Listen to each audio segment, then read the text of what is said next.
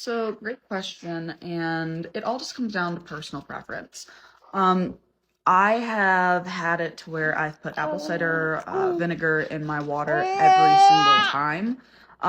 Or I've just done it where there's been a maybe like a little bit of a cold going around or allergies, or I'm worried about like GI stasis.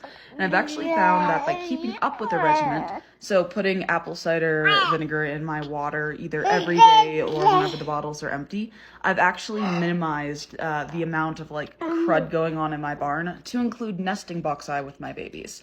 So I haven't had a problem with it with the babies. It hasn't affected them. If anything, it's actually improved the gut flora as well as the health in my barn. But I am not a vet, and this is just something I was recommended through quite a few people in the rabbit community, both mentors and friends. So take it as you will. If you are going to do it, like if you already have rabbits, maybe start off small and work your way up on dosage. I put about a tablespoon to half a tablespoon in all of my bottles. So hopefully that gives you an idea of where to start. So I can't say exactly how many you should have, but I can teach you how I was taught to do rabbit math to ensure that you have enough meat in the freezer. So the first thing you want to do is decide how many times a week you want to eat rabbit, right? So in this instance, let's say we want to eat rabbit 3 times a week. So you're going to take that number, times it by the number of weeks in a year. In this case, that is going to be 156 rabbits. Next, you're going to decide how often you want to breed your does. In a heavy program, you breed them 12 times a year. In a moderate program, you breed them 6. And in a light program, you breed them 4 or less times in a year. I always assume that my litters after attrition rate are going to equate to about 8 kits to put in the freezer. So you're going to take 8 kits, times it by the amount of times you expect to have a litter. So in this case, I'm going to expect 6 litters out of each of my does a year. In theory, that should be about 48 kits to go into the freezer. Next, I'm going to go back to the number of rabbits I need, in this case being 156. I'm going to divide that by 148 per doe, and that should equal somewhere like 3.12 something, something, something, something. So I'm going to round that up to 4 does, and I need a breeding buck. So in your barn, for your family, in theory, you should have 5 animals to sustain yourself for the entire year. So hopefully that gives you an idea, and you can kind of figure out where you want to sit when it comes to how much meat you want in the freezer and starting your program. So yeah, all of our bunnies are tattooed, and I'll show you one right now and kind of show you what it means. So here's one of the tattoos on our silver foxes. This is on our creme d'argent. We have a couple of reasons for tattooing here on the homestead. One is for identification purposes, and the other is because we do show our rabbits, and in order to show to an ARBA standard, you have to have your rabbit's ears tattooed. You can tattoo rabbits one of 2 ways. You can either use a tattoo gun, which is my preferred way, or you can use a tattoo stamp. Don't ask me how those work, because I don't use them. When it comes to tattoos, I have 2 different kinds. I have show tattoos, which are my barn ID, the year my rabbit was born, and the sequence they were born. For my sequencing, odd numbers are males, even numbers are females.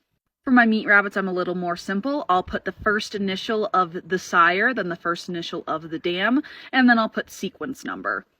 Either way, tattooing is extremely important for record keeping. That way you're making sure you're not mixing up rabbits, especially if you're into a breed like Californians and New Zealand's, where nearly every rabbit looks identical.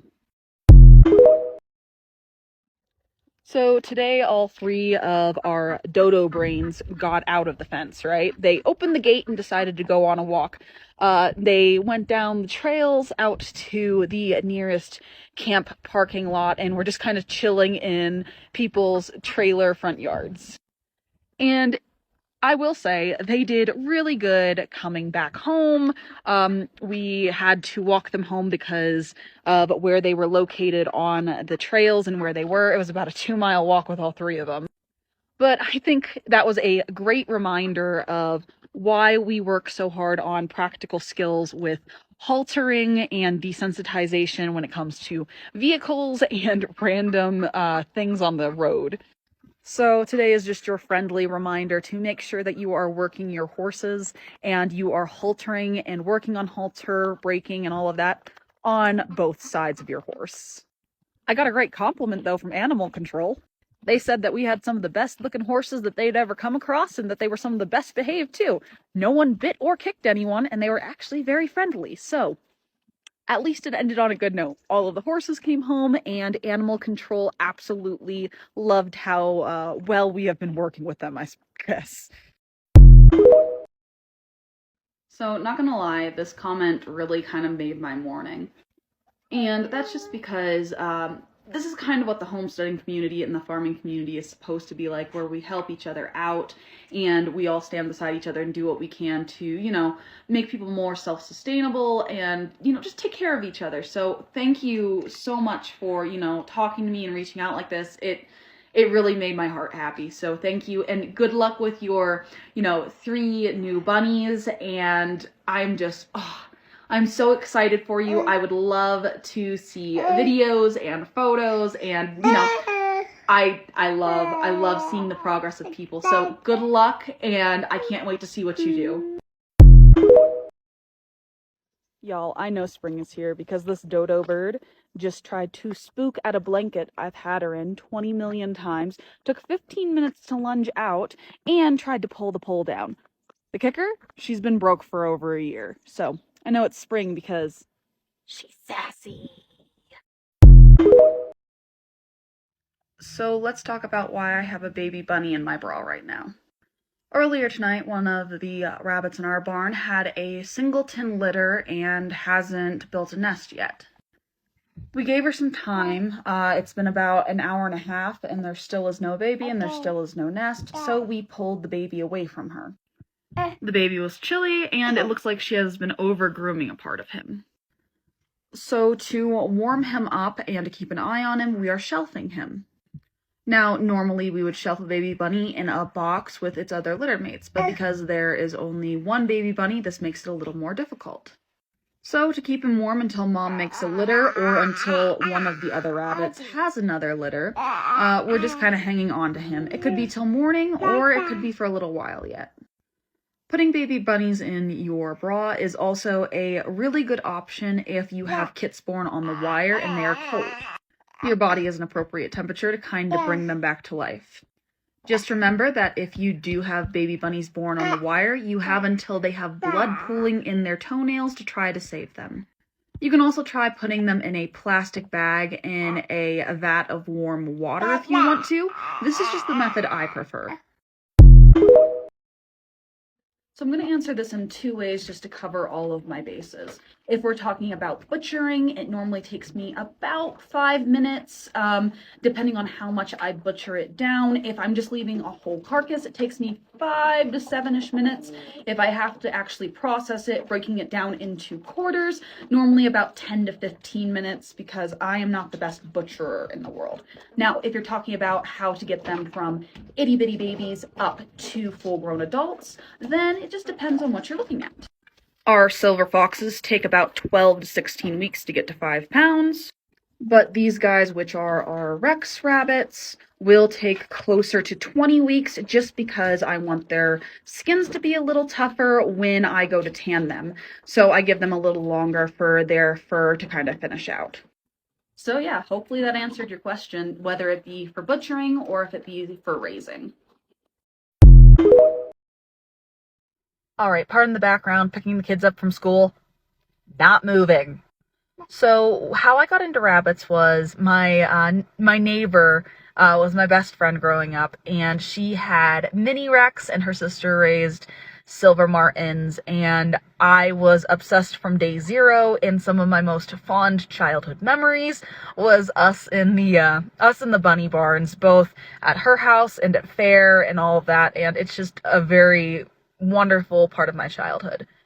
So the way I got started was in 4-H. And 4-H is a wonderful place to get started if you have the capability to. If you don't, you can always go to shows. ARBA shows have a lot of breeders there that you can get sales for. You can check out the ARBA website. There's also Craigslist. Craigslist is a little sketchy sometimes, so be very careful there. Facebook rabbit groups are another good one. And also general Google searches. You can find a bunch of rabbits for just putting rabbits for sale or rabbits for sale near me into like a Google search engine. Now, if you're going for just straight meat, Californians and New Zealand's are like prime example for just plain meat rabbits. Now, if you're looking for meat and fur, there's a couple different fur types we're talking about here. If you're on the same fence as me, you can get started in Rexes. They're a meat rabbit with gorgeous soft fur.